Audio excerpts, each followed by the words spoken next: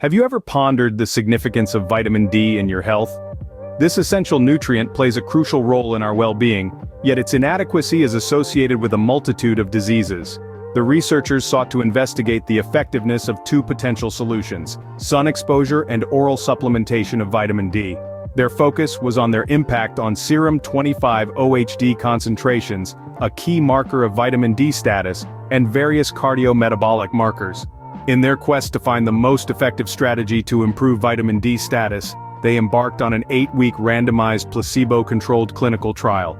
Their study, conducted in Seoul, Korea, included vitamin D-deficient adults divided into 3 groups.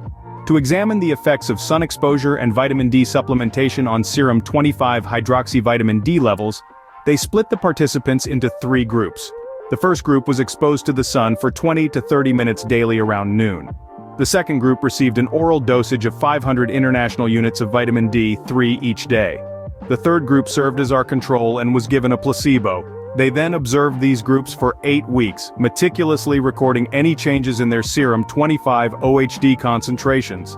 By comparing these changes, they aimed to determine the effectiveness of sun exposure and vitamin D supplementation in increasing serum 25-OHD levels. They also looked for any potential differences in the effects of these two methods on cardiometabolic markers. After 8 weeks, they analyzed the results, and the findings were rather intriguing. Let's delve deeper into these results. This study found that when compared to a placebo, both sun exposure and oral vitamin D3 supplementation led to a significant increase in serum 25-OHD concentrations. The sun exposure group, who experienced at least 20 to 30 minutes of sunlight around noon daily, saw a mean difference in changes of 2.2 nanograms per milliliter. On the other hand, the group that received oral vitamin D3 supplementation of 500 international units per day experienced a more pronounced increase, with a mean difference in changes of 8.5 nanograms per milliliter. When comparing these two interventions, it was found that oral vitamin D3 supplementation was more effective than sun exposure in increasing serum 25-OHD concentrations. In fact, more than half of the participants in the oral vitamin D3 group achieved serum 25-OHD concentrations of 20 nanograms per milliliter or more at week 8. This was significantly higher than the sun exposure group, where only about 12% achieved this level.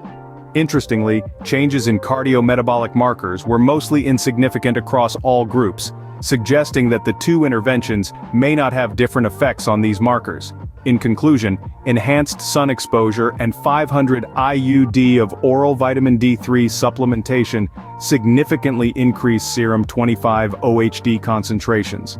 However, their protocol for sun exposure was not as effective as 500 IUD of oral vitamin D3 supplementation.